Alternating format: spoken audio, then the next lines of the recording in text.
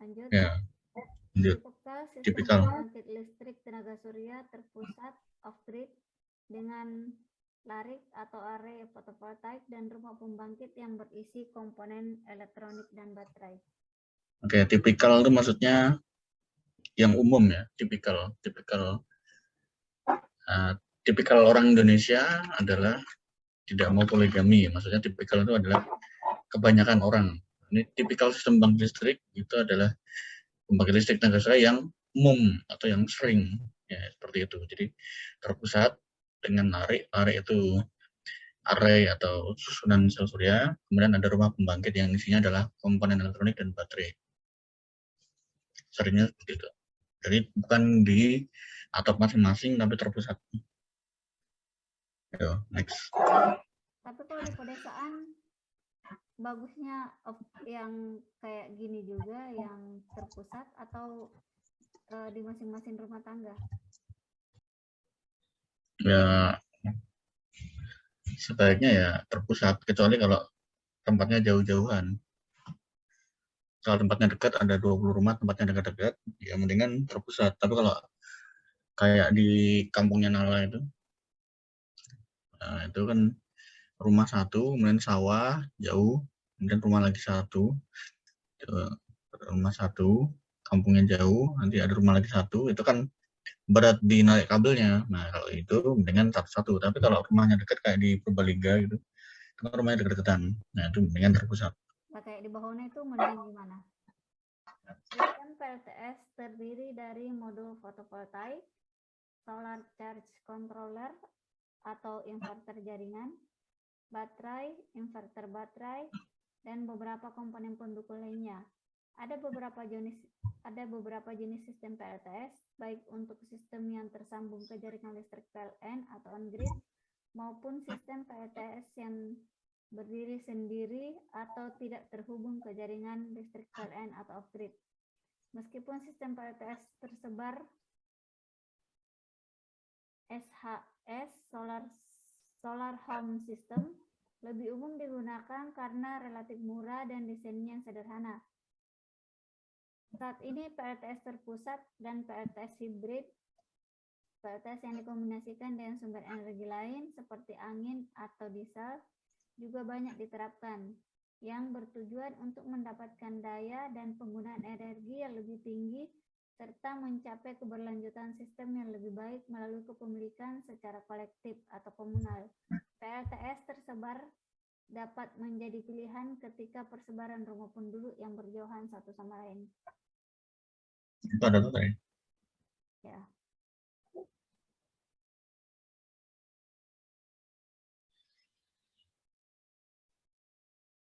Jadi kalau solar home system itu pribadi masing-masing, itu lebih baik komunal karena lebih ada keberlanjutannya. Jadi diurus sama satu orang kan, terpusat. Ya, ada dua jenis, ada on grid sama off grid. Kalau off grid itu yang biasanya di desa-desa, jadi komponen utamanya nanti ada baterai. Nanti ada baterai. Karena off grid itu berarti grid atau grid.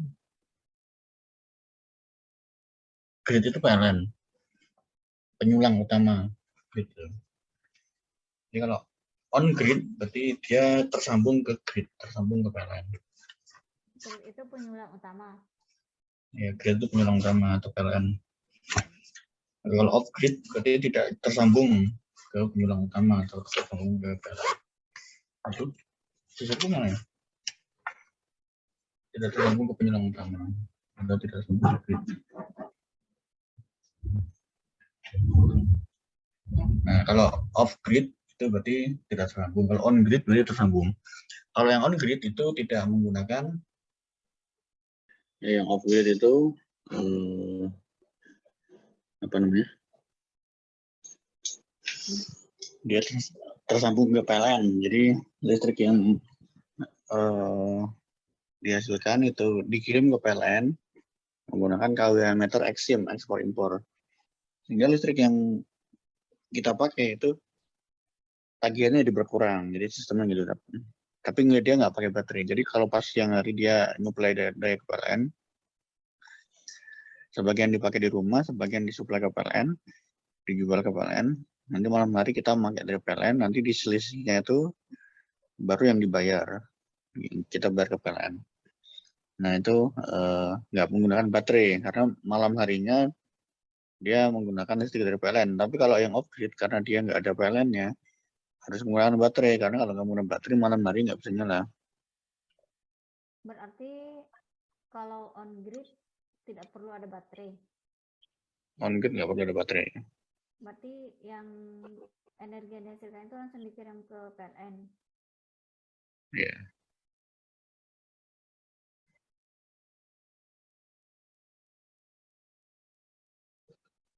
Tapi Yang kalau tidak menggunakan baterai.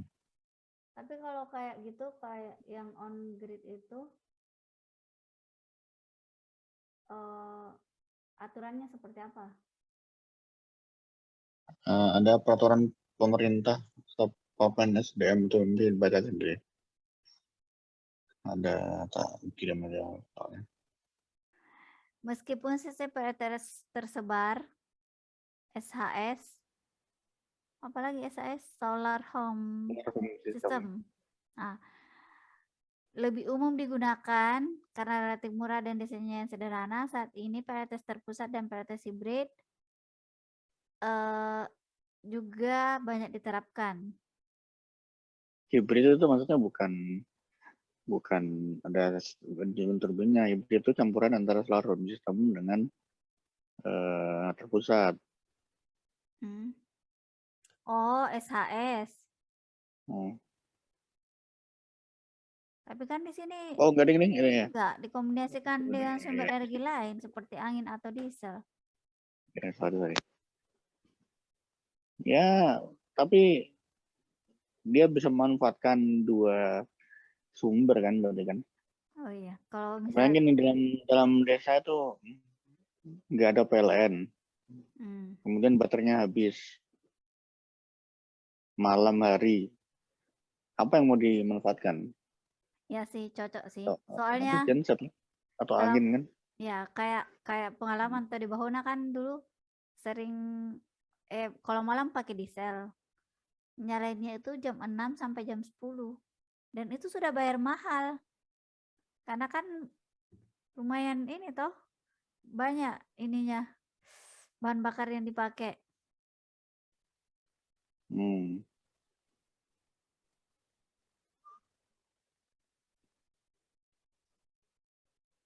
Oke, lanjut. Jadi di sini poinnya kalau rumahnya berjauhan itu cocoknya SHS. Tapi kalau tidak terlalu berjauhan cocoknya yang terpusat.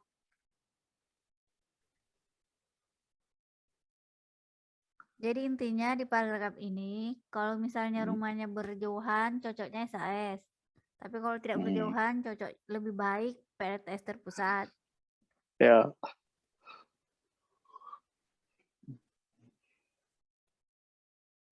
Oke, lanjut. Kita dengar nggak? Dengar. Apa saja jenis sistem pembangkit listrik tenaga surya? Sistem pembangkit listrik tenaga surya, PLTS off grid, PLTS on grid, itu yang tersambung dengan jaringan PLN. Kemudian di bawahnya itu ada PLTS tersebar atau SHS, PLTS komunal atau terpusat, PLTS hybrid, PLTS rooftop dipasang di atap, dan PLTS skala utilitas.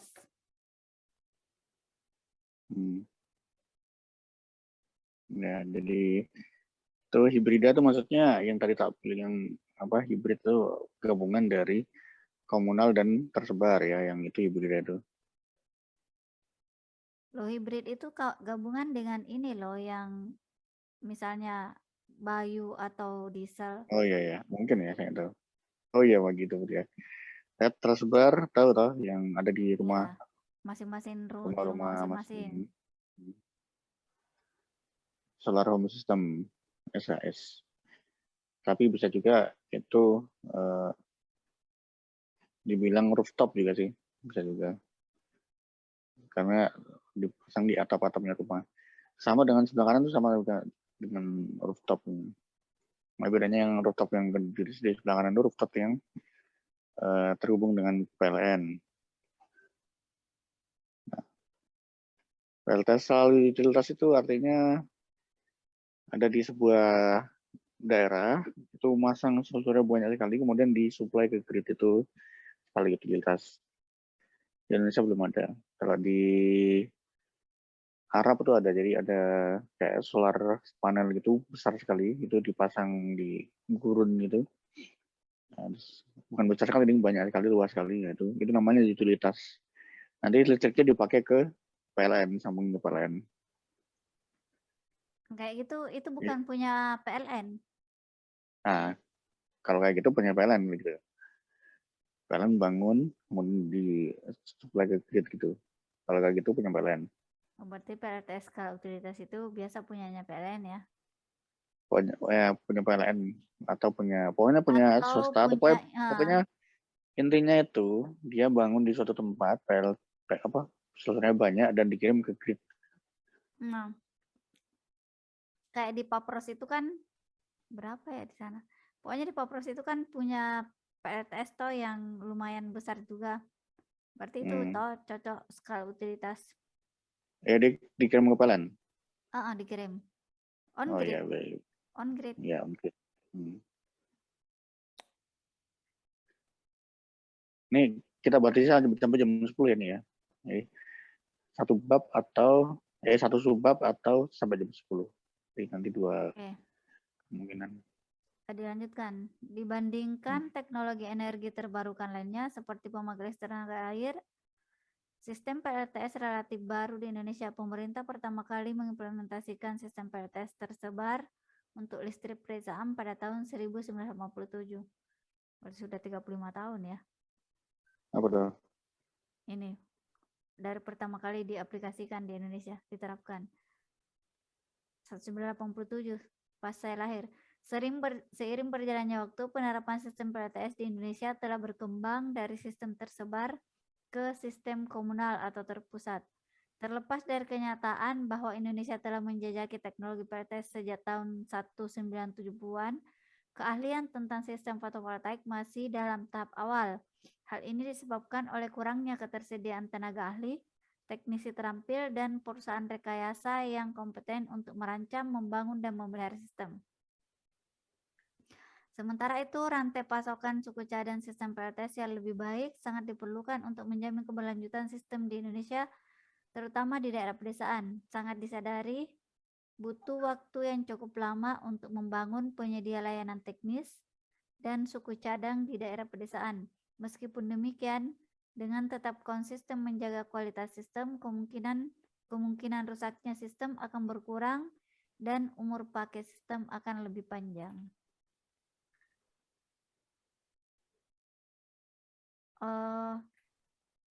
Untuk yang SHS itu biasa dia